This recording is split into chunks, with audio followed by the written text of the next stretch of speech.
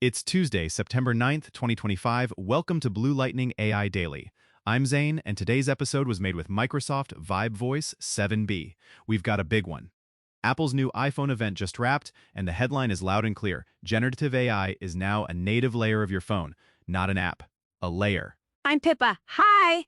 And same energy over on Team Pixel.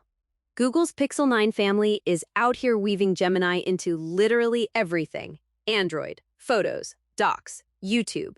Two very different vibes. Apple's personal intelligence on your device versus Google's AI mesh across the cloud. Let's get into it. Quick receipts before we zoom. Apple's presentation is up on the Apple Events page if you want the full show, and Apple's Apple Intelligence Overview and Security Deep Dives on Private Cloud Compute are live. Google has its Pixel 9 14 new AI features blog and a write-up on Gemini Nano running fully on device. Sources in order: Apple Events, Apple Intelligence, Apple Security on PCC, Google's Pixel blog, and Google's Nano Overview. Facts. So what's actually new? Apple's pushing Apple Intelligence deeper into the system. Writing tools in any text field, image playground, and Genmoji for quick visuals, smarter Siri that chains tasks across apps. And when your iPhone needs more oomph, it escalates to Apple's private cloud compute. Basically, Apple Silicon in the cloud with privacy armor on. Apple's security team says PCC is designed so even Apple can't access your personal data. That's wild. Yeah, that on-device by default, private cloud when necessary is Apple's whole thesis.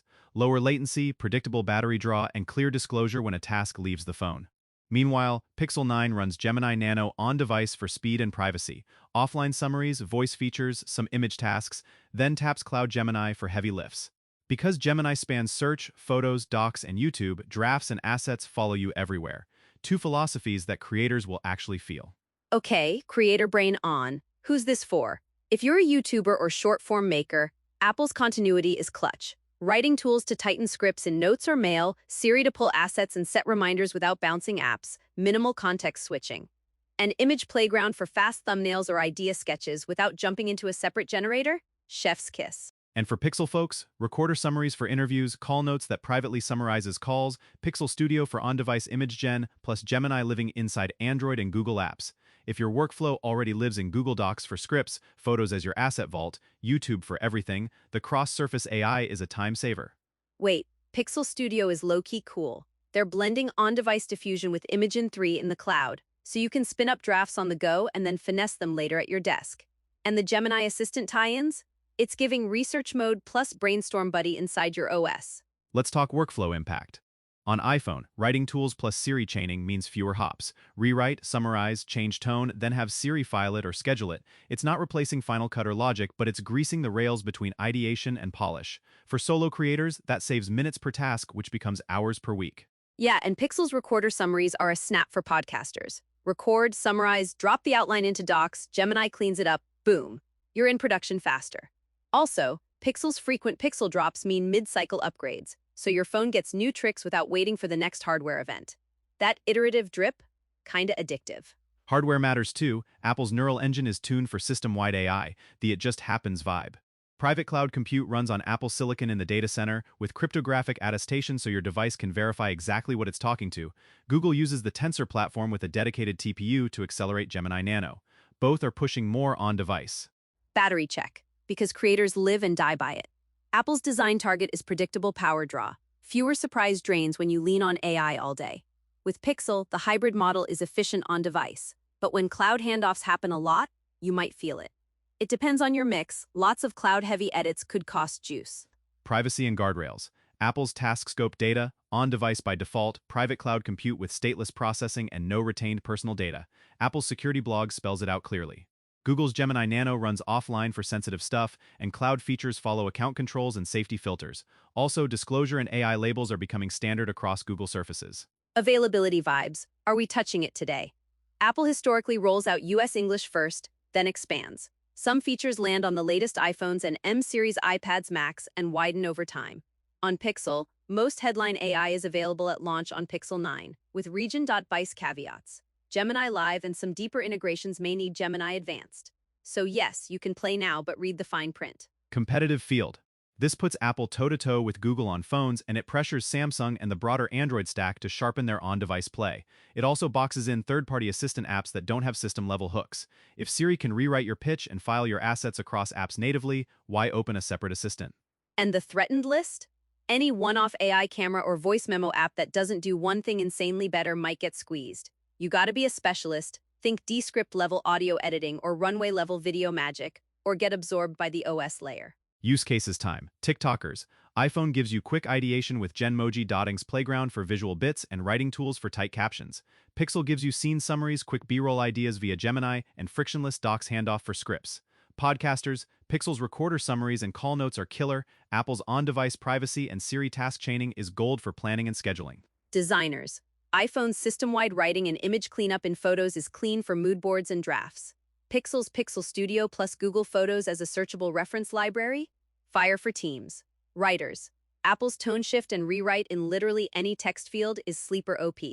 On Pixel, Gemini's research plus docs integration means less tab soup. Limitations. Apple's pace is measured. Regional language support rolls out over time. Third-party access goes through app intents and guardrails. The payoff is predictability and privacy. Google's pace is fast breadth and updates arrive steadily, but availability varies by region, device, and account. Also, some features may evolve rapidly, so your workflow might shift under your feet. Any deal breakers? Not seeing hard caps like watermarks on everything from Apple's side. Photos edits stay in that natural first lane. Google discloses AI involvement and uses safety filters, which can be a buzzkill if you're pushing edgy content, but it's the trade-off for scale. Token caps? More of an LLM thing than a phone feature you'll hit explicitly day to day. Does any of this replace Pro Tools? Not really. This is the layer that speeds the between moments. Script drafts, cleanup passes, quick visual comps, summaries, task routing. It's a must-have if your time matters. It's a nice-to-have if you're extremely tool-centric already and love control. Meme check. Apple's tagline could be Siri but actually useful now. Google's is Gemini everywhere all at once. I said what I said. Ha. Benchmarks?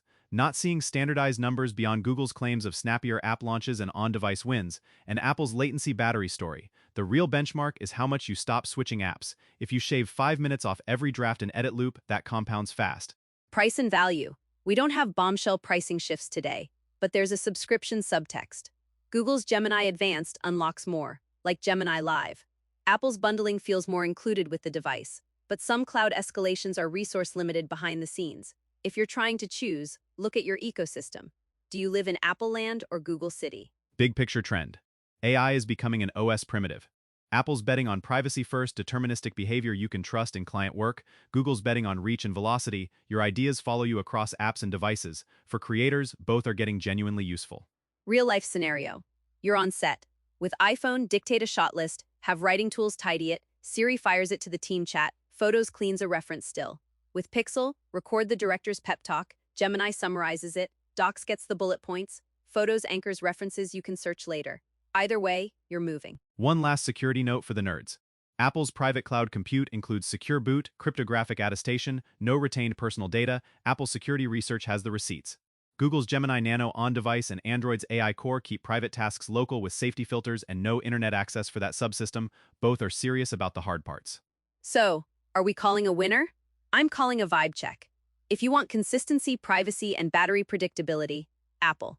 If you want cross-app speed and a cloud brain that keeps learning, Pixel. Either way, creators win because AI is finally baked in, not bolted on. Agreed. Sources we mentioned: Apple events for the keynote, Apple's Apple Intelligence overview, Apple Security's private cloud compute post, Google's Pixel 9 14 new AI features blog, and Google's Gemini Nano on-device write-up. All worth a read if you're choosing a lane. That's the show. Thanks for hanging with us on Blue Lightning AI Daily. Hit bluelightningtv.com for news, updates, and video tutorials on your favorite AI tools. Drop us your hot take. Are you team continuity or team cloud mesh? Appreciate you all. We'll catch you next time.